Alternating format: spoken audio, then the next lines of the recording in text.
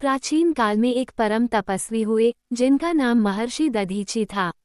उनके पिता एक महान ऋषि अथवा जी थे और माता का नाम शांति था। उन्होंने अपना संपूर्ण जीवन शिव की भक्ति में व्यतीत किया था। दधीची जयंती भाद्रपद शुक्ल पक्ष की अष्टमी को मनाई जाती है। वे एक ख्यातिप्राप्त महर्षि थे तथा वेद शास्त्रों के ज्ञाता, परोपकारी और बहुत दयालु थे।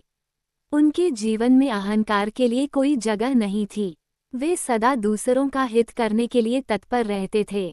जहाँ वे रहते थे, उस वन के पशु पक्षी तक उनके व्यवहार से संतुष्ट थे। वे इतने परोपकारी थे कि उन्होंने असुरों का संहार के लिए अपनी अस्थियां तक दान में दे दी थी। एक बार लोकहित के लिए कठोर तपस्या कर रहे महर्षि दधीची के तप के तेज से तीनों लोकालोकित हो उठे, लेकिन इंद्र के चेहरे का तेज जाता रहा, क्योंकि उसे लगा कि महर्षि उससे इंद्रासन छीनना चाहते हैं। इसलिए उसने तपस्या भंग करने के लिए कामदेव और एक अप्सरा को भेजा, लेकिन वे विफल रहे।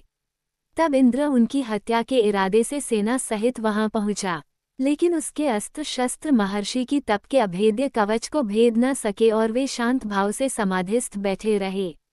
हारकर इंद्र लौट गया। इस घटना के बहुत समय बाद वृत्रासुर ने देवलोक पर कब्जा कर लिया। पराजित इंद्र और देवता मारे मारे फिरने लगे। तब प्रजापिता ब्रह्मा ने उन्हें बताया कि वृत्रासुर का अंत महर्षि दधीची की अस्थियों से बने अस्त्र से ही संभव है, इसलिए उनके पास जाकर उनकी अस्थियां मांगो। इससे इंद्र पसोपेश में पड़ गया। वह सोचने लगा कि जिनकी हत्या का प्रयास कर चुका था, वह उसकी सहायता क्यों करेंगे।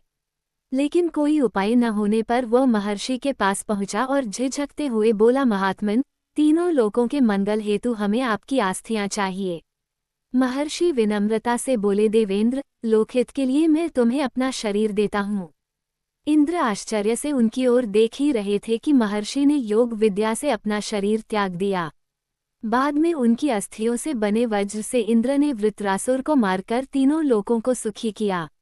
लोकहित के लिए महर्षि दधीची ने तो अपनी अस्थियां तक दान कर दी थी, क्योंकि वे जानते थे कि शरीर नश्वर है और एक दिन इसे मिट्टी में मिल जाना है।